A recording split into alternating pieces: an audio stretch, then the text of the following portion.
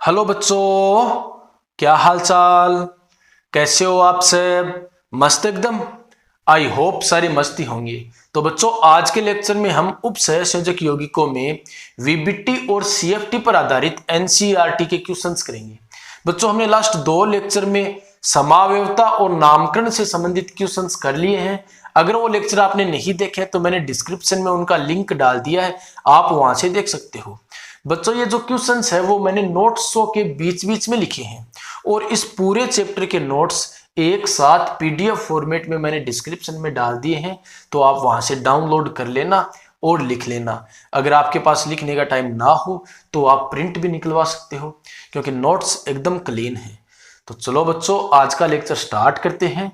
मैं हूं रघुवीर सिंह कर्नावत और आप देख रहे हो आरएस कर्नावत ट्यूटोरियल्स।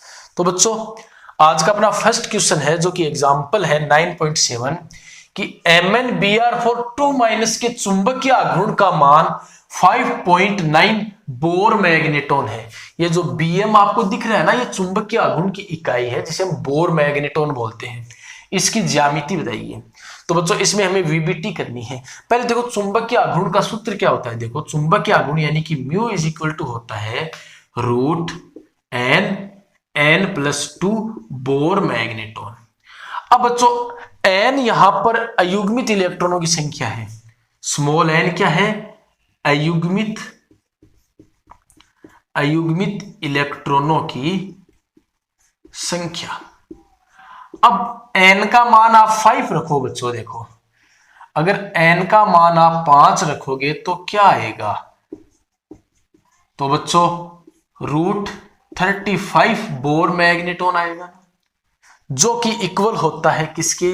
5.9 बोर मैग्नेटोन के, √35। ठीक है ना बच्चों? यानी कि हमें यह पता चल गया इससे कि इस संकुल आयन के पास 5 अयुग्मित इलेक्ट्रॉन है। कितने हैं बच्चों? 5 अयुग्मित इलेक्ट्रॉन है। अब इसमें वीबीटी करते हैं बच्चों, तो ध्यान से समझना बच्चों। देखो, अपने पास है संकुल MnBr4 2-। ठीक है बच्चों। अब देखो, मैग्नीज का इलेक्ट्रॉनिक विन्यास होता है 3d5 4s2। ये मैग्नीज का इलेक्ट्रॉनिक विन्यास है। यहां पर मैग्नीज की ऑक्सीजन संख्या निकालते हैं बच्चों। तो समन्वय मंडल पर आवेश कितना है? -2 है। और ऊपर जो आवेश होता है वो सब का योग होता है। अब बच्चों, मैग्नीज पर निकालना है तो मैग्नीज का अक्स मान लो, एक Br पर 1- जबकि 4 पर 4-, तो अक्स बराबर कितना आ गया? +2। तो बच्चों, यहां पर मैग्नीज की ऑक्सीकरण संख्या कितनी है? +2 है। अब +2 का मतलब जितने प्लस होते हैं उतने इलेक्ट्रॉन बाहर निकालने होते हैं, जितने माइनस उतने इलेक्ट्रॉन आते हैं। तो आपको 2 इलेक्ट्रॉन बाहर निकालने हैं, तो बाहर वाली कक्षा से निकालोगे ना, तो 4s के इलेक्ट्रॉन चले गए, तो क्या बचा? 3d5। तो बच्चों, इस संकुल के लिए हम 3d उपकोष बनाते हैं। तो d उपकोष में कितने कक्षक होते हैं बच्चों? 5 होते हैं ना, तो ये 3d। ये बच्चों देखो 4s और ये क्या है? 4p। डी में कितने इलेक्ट्रॉन है? 5 है ना, तो 1 2 3 4 5। अब बच्चों, लिगेंड कौन सा है? Br, जिसे हम ब्रोमाइडो बोलते हैं। ठीक है, यह क्या है? दुर्बल क्षेत्र लिगेंड है। क्या है बच्चों? दुर्बल क्षेत्र लिगेंड है। अब बच्चों, ये बात एक ध्यान से समझना, मैंने वीबीटी में भी बताई थी कि ऐसा लिगेंड जिसमें कार्बन दाता परमाणु हो या फिर ऐसा लिगेंड जिसमें नाइट्रोजन दाता परमाणु हो, तो वह लिगेंड क्या होता है? प्रबल क्षेत्र लिगेंड होता है। बस ये बात आपको याद रखनी है, इसी के आधार पर पूरी वीबीटी हो जाएगी। वह प्रबल क्षेत्र लिगेंड होता है और क्या करता है बच्चों? इलेक्ट्रॉनों का युग्मन करता है। कि वे लिगेंड जिनमें या तो कार्बन दाता परमाणु है और या फिर नाइट्रोजन दाता परमाणु है ना, या तो कार्बन लोन पेयर दे रहा है या फिर नाइट्रोजन लोन पेयर दे रहा है, तो उन्हें हम प्रबल क्षेत्र लिगेंड बोलेंगे, जो क्या करेंगे बच्चों? युग्मन करेंगे। क्या करेंगे बच्चों? युग्मन करेंगे। ठीक है। अब यहां पर कौन है दाता परमाणु बच्चों? ब्रोमीन है ना। कौन है? ब्रोमीन है, जो कि दुर्बल क्षेत्र लिगेंड है। इसका मतलब यह युग्मन नहीं करेगा। आई कि नहीं ये बात समझ में? यह युग्मन बच्चों नहीं करेगा, ठीक है, युग्मन नहीं करेगा। अब देखो लिगेंड कितने हैं टोटल बच्चों, बताओ जरा, लिगेंड कितने हैं? 4 है। 4 के लिए कक्षक कितने चाहिए? 4 कक्षक चाहिए। तो संकरण में कौन कौन से कक्षक भाग लेंगे? खाली कक्षक देखो 1 2 3 4, यानी कि एक तो एस का और 3 पी के, यानी कि एक तो एस का बच्चों और 3 पी के संकरण में भाग लेंगे। यानी कि जो ब्रोमाइडो लिगेंड है वो एक तो एस में और 3 ब्रोमाइडो 3 पी में अपना लोन पेयर देंगे ना। इसने यहां पर लोन पेयर दे दिया, इसने यहां पर इस कक्षक में, इसने इस कक्षक में, इसने इस कक्षक में। तो संकरण कौन सा हुआ बच्चों? देखो एस और पी। sp3 संकरण की ज्यामिति कैसी होती है बच्चों? चतुष्क फलकीय ज्यामिति होती है, ठीक है ना बच्चों। तो जो आज हम क्वेश्चंस करेंगे ना, अगर आपने वीबीटी और सीएफटी पढ़ी है ना, तभी इनको आप ढंग से समझ पाओगे। तो आप प्लेलिस्ट में जाइए, वीबीटी और सीएफटी को पढ़ लीजिए, उसके बाद ये क्वेश्चन अपने आप समझ में आ जाएंगे, ठीक है बच्चों। तो ज्यामिति कैसी होगी? चतुष्फलकीय, तो हमें ज्यामिति तो पूछिए। और वैसे ये संकुल बताओ प्रतिचुंबकीय होगा कि अनुचुंबकीय? तो बच्चों अनुचुंबकीय होगा, क्योंकि इसके पास अयुग्मित इलेक्ट्रॉन है। इसका विलयन रंगीन होगा कि रंगहीन होगा? तो बच्चों अयुग्मित इलेक्ट्रॉन है, इसका मतलब रंगीन होगा। यह उच्च चक्रण संकुल है कि निम्न चक्रण संकुल है? तो अयुग्मित इलेक्ट्रॉन है, इसका मतलब यह है उच्च चक्रण संकुल है। तो पूरी वीबीटी मैंने इसमें बता दी है, ठीक है बच्चों। अब देखो नेक्स्ट अपना है इंटेक्स्ट क्वेश्चन है, जो बुक के में बीच में दिए हुए होते हैं ना, वो क्वेश्चन है। देखो पाठ्य निहित प्रश्न, संयोजकता बंध सिद्धांत के आधार पर समझाइए कि वर्ग समतलीय संरचना वाला NiCN4 2- आयन प्रतिचुंबकीय है तथा चतुष्फलकीय संरचना वाला NiCl4 2- आयन अनुचुंबकीय है। तो बच्चों मैंने वीबीटी में ये दोनों एग्जांपल करवाए हैं, एक बार और करवा देता हूं। देखो फर्स्ट संकुल की बात करते हैं NiCN4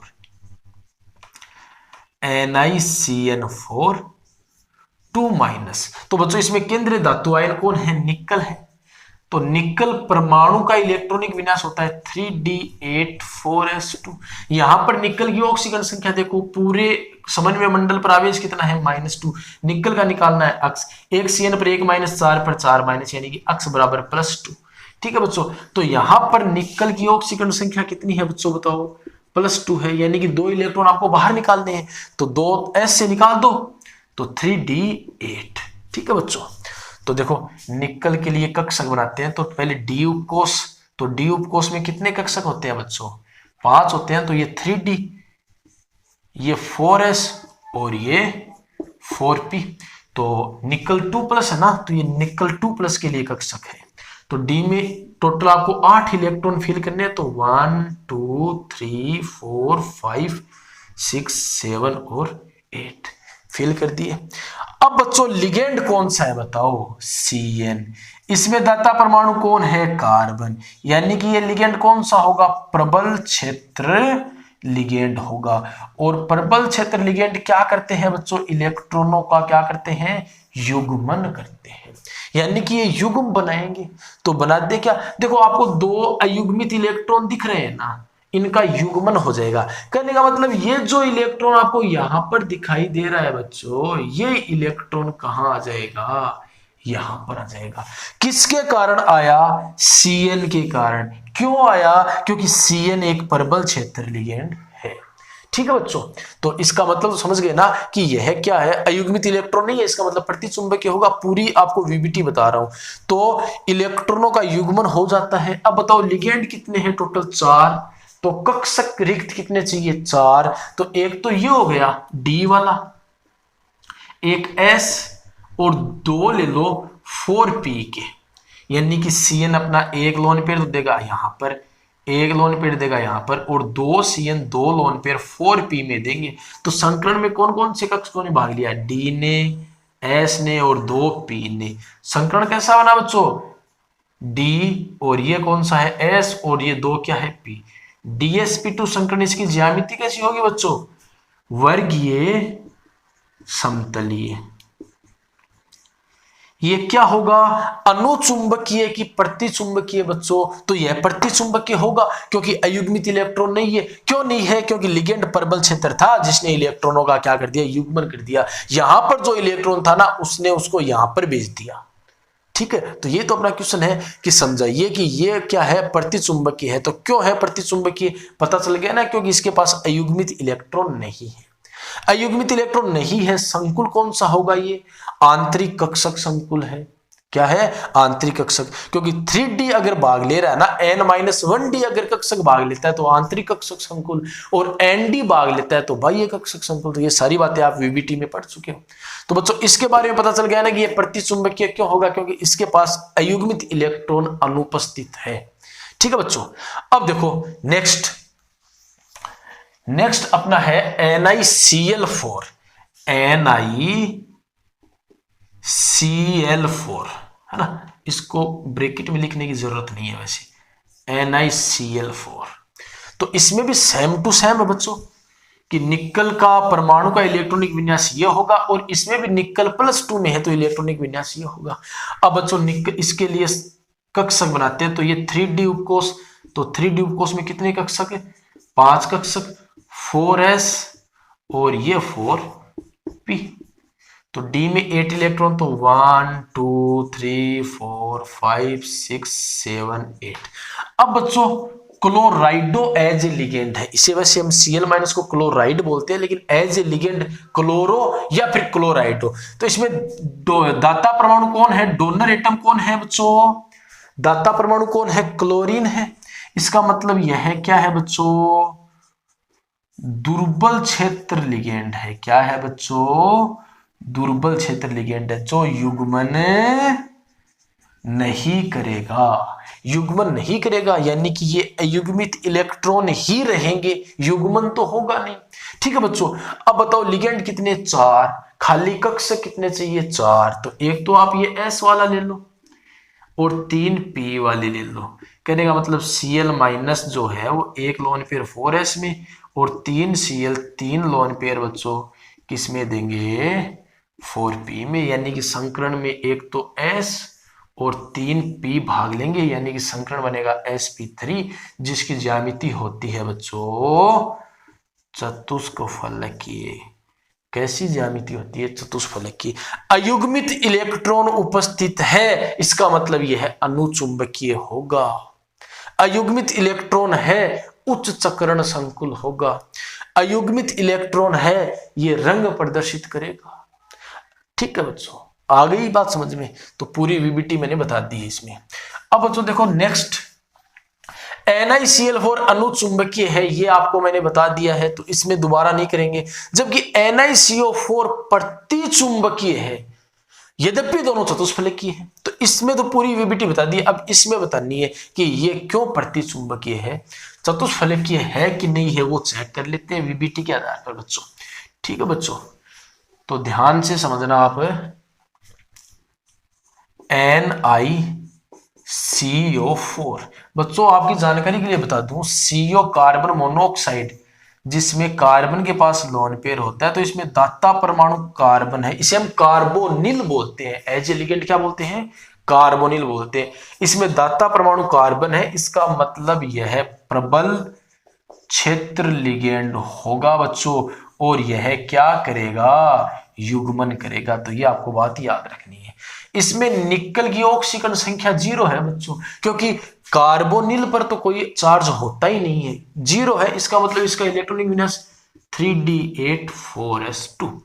तो बच्चों इसके लिए 3d उपकोष बनाओ, d उपकोष में 5 कक्षक, s में ये 4s, ये 3d, ये 4s और ये 4p में 3, s में 1 और d में 5 कक्षक होते हैं। अब d में टोटल कितने इलेक्ट्रॉन फिल करने हैं आपको, 8। तो 1 2 3 4 5 6 7 8। s में कितने, 1 और 2। बच्चों लिगेंड कौन सा है, परबल क्षेत्र, क्या करेगा, युग्मन। युग्मन कैसे करेगा, s का एक इलेक्ट्रॉन यहां पर आ गया, हो गया युग्मन। s का दूसरा इलेक्ट्रॉन यहां पर आ गया, हो गया ना युग्मन। अब बताओ अयुग्मित इलेक्ट्रॉन है क्या, नहीं है, तो यह क्या होगा बच्चों, प्रतिचुंबकीय होगा। सिद्ध हो गया ना।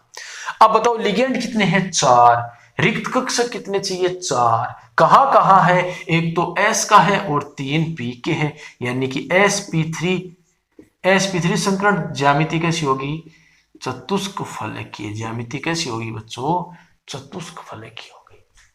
प्रतिचुंबकीय हो गया, रंगहीन होगा, निम्न चक्रण संकुल होगा क्योंकि अयुग्मित इलेक्ट्रॉन उपस्थित नहीं है। आ गई बच्चों बात समझ में। चलो नेक्स्ट। तो बच्चों अपना नेक्स्ट क्वेश्चन है FeH2O3 प्लस प्रबल अनुचुंबकीय है जबकि FeCN6 3 माइनस दुर्बल अनुचुंबकीय है, समझाइए। देखो प्रबल अनुचुंबकीय कब होगा, जब ज्यादा अयुग्मित इलेक्ट्रॉन होंगे, और दुर्बल अनुचुंबकीय कब होगा, जब कम अयुग्मित इलेक्ट्रॉन होंगे। तो इससे स्पष्ट हो गया कि इसके पास तो ज्यादा अयुग्मित इलेक्ट्रॉन है जबकि इसके पास कम अयुग्मित इलेक्ट्रॉन है। तो बच्चों दोनों में वीबीटी लगाते हैं। तो फर्स्ट लगाते हैं FeH2O6 3 प्लस। बच्चों आयरन का इलेक्ट्रॉनिक कॉन्फ़िगरेशन होता है 3d6 4s2। यहां पर आयरन है 3 प्लस में, क्यों, क्योंकि देखो H2O पर तो कोई चार्ज होता ही नहीं है, ये जो चार्ज है वो आयरन का ही है। आयरन 3 प्लस में है, यानी कि आपको 3 इलेक्ट्रॉन बाहर निकालने हैं। तो 2 तो S से निकाल लो, 1 D से निकाल लो, तो यानी कि इसके पास कितने बचे, 3d5 बचे। ठीक है बच्चों, तो इसके लिए हम 3d उपकोष बनाते हैं। D उपकोष में कितने कक्षक होते हैं बच्चों, 5 होते हैं ना। तो ये तो 3d हो गया, ये 4s, ये 4p और ये 4d। ठीक है ना, ये 4d। ठीक है बच्चों, तो d में 5 इलेक्ट्रॉन है, तो 1 2 3 4 5, 3d में 5 इलेक्ट्रॉन भर दिए। अब बच्चों देखो लिगेंड कौन सा है, H2O। तो इसमें कार्बन या नाइट्रोजन दाता परमाणु नहीं है ना। ठीक है ना, इसका मतलब यह है क्या है बच्चों, दुर्बल क्षेत्र लिगेंड। ठीक है बच्चों, इसका मतलब यह है युग्मन नहीं करेगा, यानी कि ये ऐसे कैसे अयुग्मित इलेक्ट्रॉन रहेंगे। ठीक है बच्चों, अब देखो लिगेंड कितने हैं, 6 है। रिक्त कक्षक कितने चाहिए, 6 चाहिए। तो 6 ले लो, एक तो S का ले लो, 3 P के ले लो, टोटल 4 हो गए, और 2 D के ले लो। यानी कि H2O है ना, अपना एक लोन पेयर तो देगा 4s को, एक H2O एक लोन पेयर 4p में, दूसरा H2O अपना लोन पेयर इस 4p में, तीसरा H2O अपना लोन पेयर इस 4p में, यानी कि 3 H2O 3 लोन पेयर 4p में देंगे। तो टोटल 4 H2 हो गए ना, और ये 5वां H2O 4d में, छठा H2O भी 4d में।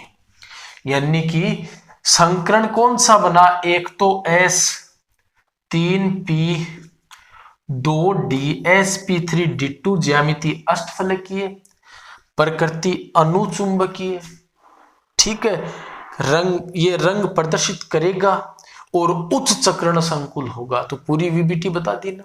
पूछा क्या है कि प्रबल अनुचुंबकीय है क्योंकि इसके पास 5 अयुग्मित इलेक्ट्रॉन है।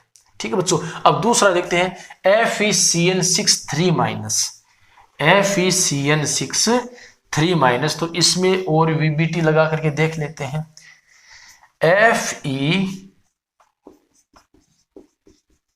FeCN6 3 minus. तो बच्चों आयरन का इलेक्ट्रॉनिक विन्यास होता है 3d6 4s2। इसमें भी आयरन 3 प्लस में है। कैसे है, पूरे समन्वय मंडल पर आवेश कितना है, -3। तो जो ऊपर आवेश लिखते हैं वो इन सब का योग होता है बच्चों।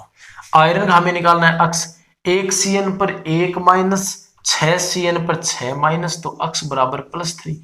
ऑक्सीजन संख्या आयरन की कितनी है, 3 प्लस है ना, यानी कि आपको 3 इलेक्ट्रॉन बाहर निकालने हैं।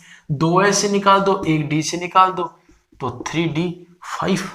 ठीक है बच्चों, तो इस संकुल के लिए बच्चों हम 3d उपकोष बनाते हैं। तो d उपकोष में कितने इलेक्ट्रॉन होते हैं बच्चों, 5 होते हैं ना। और इसमें 5 इलेक्ट्रॉन आपको फिल करने हैं, कर दिए। उसके बाद 4s, उसके बाद 4p। ठीक है बच्चों, अब देखो लिगेंड कौन सा है, परबल क्षेत्र लिगेंड है। कौन सा है बच्चों, परबल क्षेत्र लिगेंड है। ये क्या करेगा, युग्मन करेगा। युग्मन करेगा तो यह इस इलेक्ट्रॉन को तो यहां पर भेज देगा, इस इलेक्ट्रॉन को बच्चों कहां पर भेज देगा, यहां पर। युग्मन कर दिया।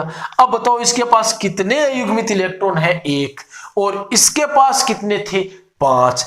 इसके पास कम अयुग्मित इलेक्ट्रॉन, यह कम अनुचुंबकीय, जबकि इसके पास ज्यादा अयुग्मित इलेक्ट्रॉन तो यह ज्यादा अनुचुंबकीय। आई कि नहीं, ये बात समझ में। इसका कारण क्या है कि इसके पास दुर्बल क्षेत्र लिगेंड है जो युग्मन नहीं करता है, जबकि इसके पास परबल क्षेत्र लिगेंड है जो युग्मन कर देता है। अतः इसमें केवल एक अयुग्मित इलेक्ट्रॉन बचता है, जबकि इसमें 5 अयुग्मित इलेक्ट्रॉन बचते हैं। ठीक है बच्चों, तो आगे वीबीटी करते हैं। युग्मन हो गया। अब लिगेंड परबल क्षेत्र है, मतलब लिगेंड 6 है, तो कक्षक कितने चाहिए, 6। तो CN अपना एक लोन पेयर इसमें दे देगा, एक लोन पेयर इसमें दे देगा, एक लोन पेयर 4s में दे देगा, एक लोन पेयर इस 4p में, और दूसरा भी 4p में, और ये भी 4p में। क्योंकि टोटल 6 लिगेंड हो गए ना बच्चों। तो संकरण में कौन कौन से कक्षक भाग लेंगे, एक तो D का, मतलब 2 तो D के, एक S का और 3 P के। तो इसमें D2sp3 संकरण होगा बच्चों। इसमें एक अयुग्मित इलेक्ट्रॉन है, इसलिए इसकी प्रकृति क्या होगी, कम अनुचुंबकीय होगी। आया कि नहीं आया बच्चों समझ में। अब देखो नेक्स्ट क्वेश्चन, देखो CONH36 एक आंतरिक कक्षक संकुल है, जबकि NiNH36 बाह्य कक्षक संकुल है। क्यों, तो बच्चों ध्यान रखना, अगर N-1D कक्षक संकरण में भाग लेते हैं ना, तब तो आंतरिक कक्षक संकुल बनता है। तो ये बात आप VBT में पढ़ चुके हो। तो बच्चों इन क्वेश्चन से पहले VBT और CFT देखनी बहुत जरूरी है, इसलिए आप प्ले लिस्ट में जाना, वहां पर आपको VBT और CFT दोनों मिल जाएंगी। ठीक है, तो वैसे कोबाल्ट है तो N-1D का मतलब 3D होगा ये, कि इसमें तो 3D कक्षक संकरण में भाग लेंगे, जबकि इसमें देखो NiNH36 2+ बाह्य कक्षक संकुल है, तो इसमें ND भाग लेंगे। क्या लेंगे, ND भाग लेंगे ना, कि जहां पर ND भाग लेते हैं ना वहां पर बाह्य कक्षक, और N-1D भाग लेते हैं वहां पर आंतरिक कक्षक। और यहां पर ND से मतलब है 4D, कहने का मतलब इसमें तो 3D कक्षक भाग लेंगे, यानी कि N-1D कक्षक भाग लेंगे, तो ये आंतरिक कक्षक संकुल है। इसमें ND यानी कि 4D कक्षक भाग लेंगे, तो यह बाह्य कक्षक संकुल है। तो बच्चों इन दोनों में VBT करते हैं, ध्यान से समझना बच्चों। तो देखो फर्स्ट कॉम्प्लेक्स है हेक्साएमीन कोबाल्ट थर्ड। ठीक है, थर्ड है ना, 3+ है। तो बच्चों कोबाल्ट का इलेक्ट्रॉनिक विन्यास होता है 3d7 4s2। यहां पर कोबाल्ट 3+ में है, क्योंकि NH3 पर तो कोई चार्ज होता ही नहीं है ना। तो कोबाल्ट किस में है बच्चों, 3+ में है। तो 3 इलेक्ट्रॉन आपको बाहर करने हैं, तो 2 तो S से कर दो, एक D से कर दो, तो बचा क्या 3d6। अब देखो इस कॉम्प्लेक्स के लिए 3D उपकोष ये हो गया 1 2 3 4 5। D में कितने 6 है ना, तो 1 2 3 4 5 और ये 6, ये हो गया बच्चों 4s, ये हो गया बच्चों 4p। अब लिगेंड कौन सा है, NH3 है। नाइट्रोजन दाता परमाणु, तो मैंने बताया ना कि कार्बन दाता परमाणु हो या फिर नाइट्रोजन दाता परमाणु हो, तो वो प्रबल क्षेत्र लिगेंड होता है। क्या होता है बच्चों, प्रबल क्षेत्र लिगेंड होता है, जो क्या करता है बच्चों, युग्मन करता है। तो युग्म बनाएगा कि नहीं बनाएगा, तो बना दो युग्म। ये इलेक्ट्रॉन यहां पर आ जाएगा, ये इलेक्ट्रॉन यहां पर आ जाएगा। आगे बात समझे बच्चों। अब लिगेंड कितने हैं, 6, कक्षक कितने चाहिए, 6। तो 2 तो देखो D के, एक S का और 3 पी के, यानी कि n-1d यानी कि 3d के कक्षक भाग ले रहे हैं ना, तो यह आंतरिक कक्षक संकुल होगा। संकरण कौन सा बना बच्चों, d2s और 3p, तो d2sp3 संकरण होगा, ज्यामिति अष्टफलकीय होगी, प्रकृति प्रतिचुंबकीय होगी और यह निम्न चक्रण संकुल होगा, और अयुग्मित इलेक्ट्रॉन अनुपस्थित है तो यह रंग प्रदर्शित नहीं करेगा। ठीक है बच्चों, अब देखो दूसरा देखते हैं, ध्यान से समझते रहना बच्चों। दूसरा देखते हैं, वो है NiNH3 2 प्लस, NiNH3 2 प्लस। तो बच्चों निकल का इलेक्ट्रॉनिक विन्यास होता है 3d8 4s2। यहां पर निकल है 2 प्लस में, किसमें है, 2 प्लस में है ना बच्चों, क्योंकि NH3 पर तो कोई चार्ज होता ही नहीं है, तो 2 इलेक्ट्रॉन बाहर निकालने तो 4s के बाहर कर दो, यानी कि 3d8। तो इस संकुल के लिए 3d उपकोष बनाते हैं, तो बच्चों d उपकोष में 5 कक्षक, 3d, ये 4s, ये 4p, और ये बाह्य कक्षक संकुल होगा, तो सिंपल सी बात है 4d भी हमें बनाने पड़ेंगे, ये 4d। अब बच्चों d में 8 इलेक्ट्रॉन फिल करो, 1 2 3 4 5 6 7 और 8। ठीक है ना बच्चों। अब लिगेंड कौन सा है, NH3, नाइट्रोजन दाता परमाणु है, इसका मतलब यह प्रबल क्षेत्र लिगेंड है, जो क्या करेगा बच्चों, युग्मन करेगा। अब इसको ध्यान से समझना। अब मान लो ये दो अयुग्मित इलेक्ट्रॉन है और ये इलेक्ट्रॉन युग्म बनाने के लिए यहां पर आ गया। सपोज करना बच्चों, ध्यान से समझना इस बात को कि ये वाला इलेक्ट्रॉन यहां पर आ गया। अब बताओ लिगेंड कितने हैं, 6 है। कितने हैं बच्चों, 6 है। तो हमें कक्षक कितने चाहिए, 6 चाहिए ना। तो एक तो मैंने ये ले लिया, ये किसका है, डी का। एक ये ले लिया, किसका है, एस का। 3 ये ले लिए, किसके हैं, पी के। तो टोटल 5 हुए ना, इसलिए मेरे को एक ये लेना पड़ेगा, डी। तो ऐसा कभी नहीं हो सकता कि n-1d और nd साथ साथ भाग ले। इन दोनों में से एक ही कक्षक भाग लेते हैं, या तो n-1d लेते हैं या फिर nd लेते हैं। तो या तो 3d का कक्षक संकरण में भाग लेगा या फिर बच्चों 4d का कक्षक। तो यहां पर तो ऐसी स्थिति बन रही है कि ये भी भाग ले रहा है n-1d यानी कि 3d और ये 4d। तो ऐसा हो ही नहीं सकता। और दूसरी बात बच्चों, ऐसा संकरण ही एग्जिस्ट नहीं होता है, dsp3d ऐसा संकरण होता ही नहीं है बच्चों।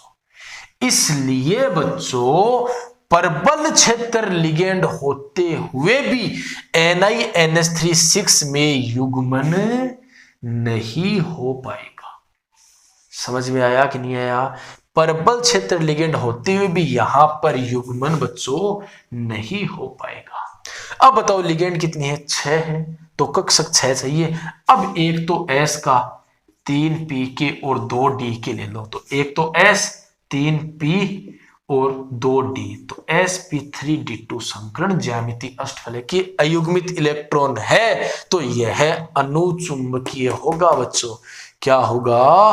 अनुचुंबकीय। और इसमें 4d के कक्षक यानी कि nd के कक्षक भाग ले रहे हैं, तो यह बाह्य कक्षक संकुल होगा। अयुग्मित इलेक्ट्रॉन है, रंग प्रदर्शित करेगा।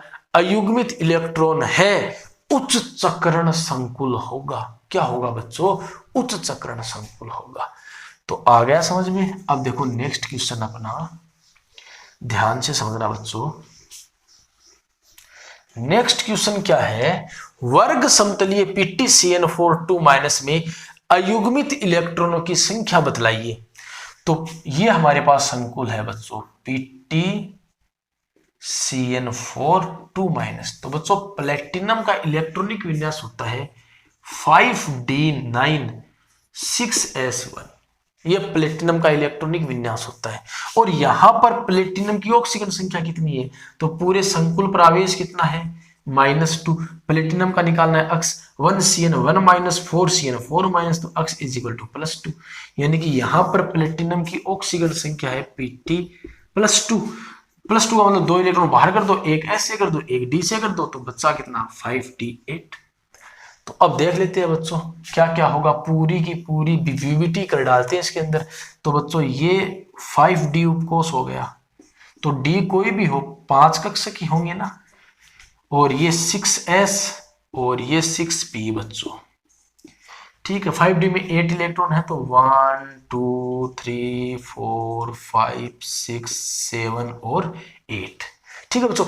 अब लिगेंड कौन सा है, Cn, दाता परमाणु कार्बन, तो यह क्या होगा बच्चों, परबल क्षेत्र लिगेंड होगा। इसका मतलब यह क्या करेगा बच्चों, युग्मन करेगा। क्या करेगा, युग्मन, यानी कि ये जो दो अयुग्मित इलेक्ट्रॉन है आपस में मिलकर के युग्मित हो जाएंगे, यानी कि ये वाला इलेक्ट्रॉन यहां पर आ जाएगा बच्चों, ठीक है।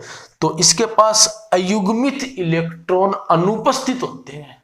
क्या होते हैं बच्चों, अयुग्मित इलेक्ट्रॉन नहीं होते हैं।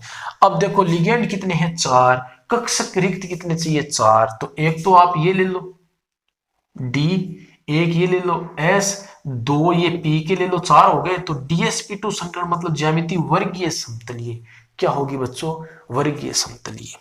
अंदर वाला कक्षक भाग ले रहा है तो आंतरिक कक्षक संकुल, अयुग्मित इलेक्ट्रॉन नहीं है तो रंग नहीं प्रदर्शित करेगा, निम्न चक्रण संकुल होगा। क्या होगा, निम्न चक्रण संकुल, ठीक है बच्चों। तो आज के लेक्चर का अपना लास्ट क्वेश्चन करते हैं बच्चों, तो यह CFT पर आधारित है, ध्यान से समझना बच्चों।